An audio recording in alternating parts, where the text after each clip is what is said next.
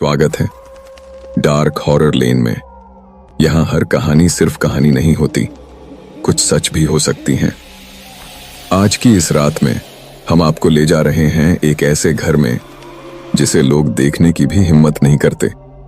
एक ऐसा guest house जहाँ रात होते ही कोई दरवाजे पर दस्तक देता है और अंदर से आती है बस एक डरावनी आवाज, खोल दो। क्या आप तैयार हैं सच देखने के लिए? तैयार हैं उस सन्नाटे को सुनने के लिए? तो अपनी सांसें संभाल लें, लाइट्स ऑफ कर लें और चलिए उतरते हैं अंधेरे की उस गली में, डार्क हॉरर लेन में। अगर आप नए हैं तो सब्सक्राइब जरूर कर लें। रात की घनी खामोशी में सिर्फ हवा की सीटी बजाती आवाजें थीं। आसमान में बादल भारी थे और बीच बीच में चमकती बिजली पहाड़ के साए को और भयानक बना देती थी। उसी पहाड़ी के किनारे एक पुराना लकड़ी का घर था जिसे लोग पाटल गेस्ट हाउस कहते थे। एक ऐसा स्थान जहां कोई भी रात नहीं बिताना चाहता था। आरव, जो शहर से आया एक युवा फोटोग्राफर था, अपनी नई डॉक्यूमेंट्री के लिए इस गेस्ट हाउस में रात बिताने का फैसला कर चुका था। स्थानीय लोगों ने उसे बहुत मना किया था। बाबू, वहां रात में कोई दरवाजा मत खोलना, खासकर पीछे वाले कमरे का, बूढ़ी औरत ने कांपती आवाज में कहा।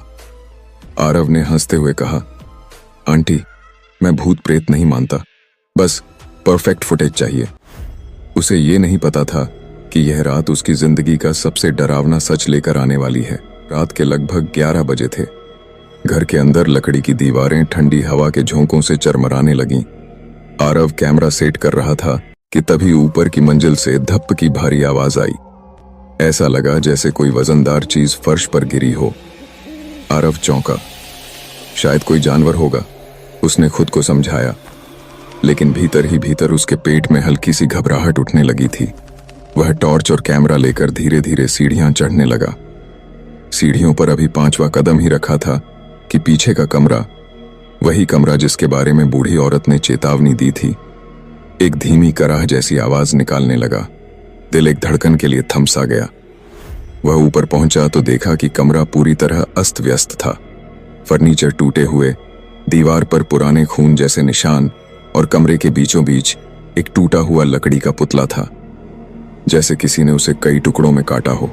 उसने पुतले की तस्वीर खींची ही थी कि अचानक कमरे का दरवाजा अपने आप धड़ाम से बंद हो गया। आरव उछल पड़ा। उसने झट से हैंडल पकड़ा, लेकिन दरवाजा अंदर से ही अटक गया था। ठीक उसी पल नीचे के पीछे वाले कमरे से फिर वही आवाज आई। इस बार आवाज ज्यादा साफ थी, जैसे कोई दरवाजे के बिल्कुल पास खड़ा हो। आरव का गला सूख गया। यह कोई जानवर नहीं हो सकता, यह इंसान भी नहीं लग रहा था। बमुश्किल वह दरवाजा खोलकर नीचे भागा। नीचे उतरते ही उसे एहसास हुआ कि घर की हवा अब और ठंडी हो चुकी थी, मानो तापमान अचानक कई डिग्री गिर गया हो। दीवारों पर लगी पुरानी पेंटिंग्स धीरे धीरे हिल रही थीं, जैसे किसी अदृश्य हवा का दबाव हो। ठीक उसी क्षण टक टक टक पीछे वाले कमरे के दरवाजे पर कोई दस्तक दे रहा था, धीमी लेकिन लगातार।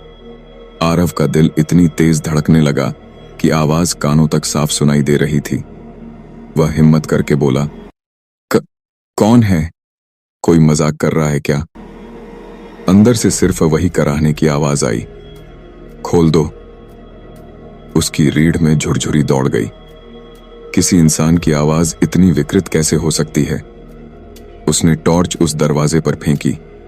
लकड़ी पुरानी थी, बीच बीच में दरारें थीं, और तभी आरव ने उन दरारों के बीच से एक आंख देखी।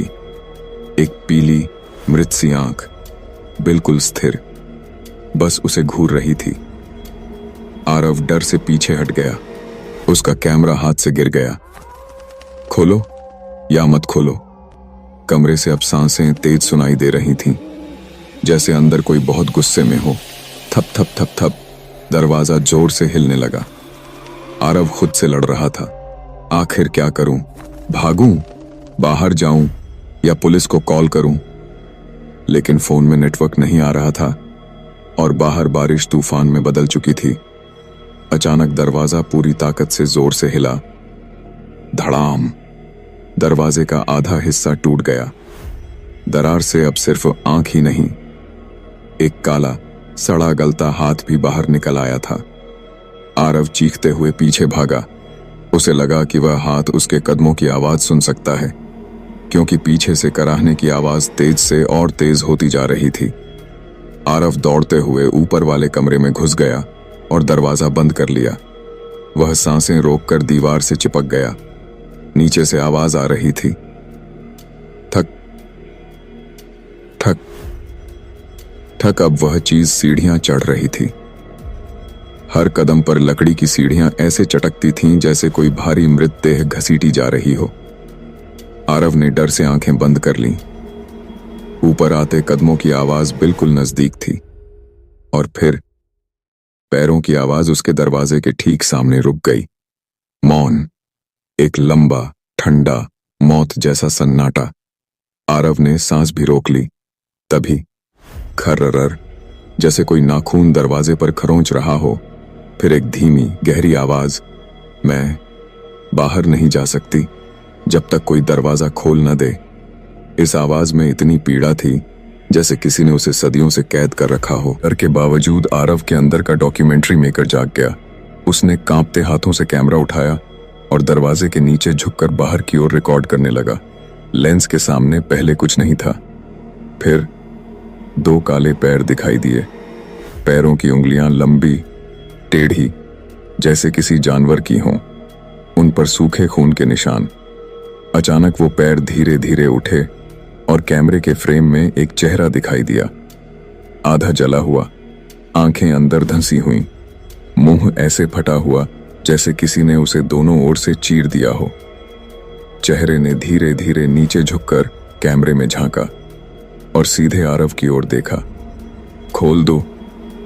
स्टैटिक आवाज के साथ कैमरा बंद हो गया। उसी पल दरवाजा जोर से हिला। धम धम धम।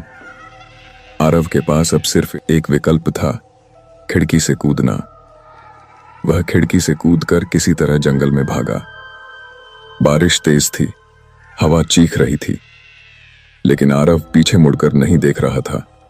जब वह गांव वालों तक पहुंचा, तब तक उसका चेहरा फक था, आंखें लाल और शरीर कांप रहा था।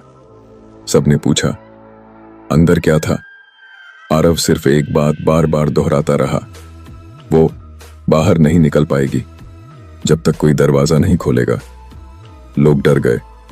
गेस्ट हाउस आज भी वहीं है, और कहते हैं कि रात में अभी भी पीछे वाले कमरे से किसी की कराहने की आवाज आती है। खोल दो। किसी ने आज तक जांचने की हिम्मत नहीं की।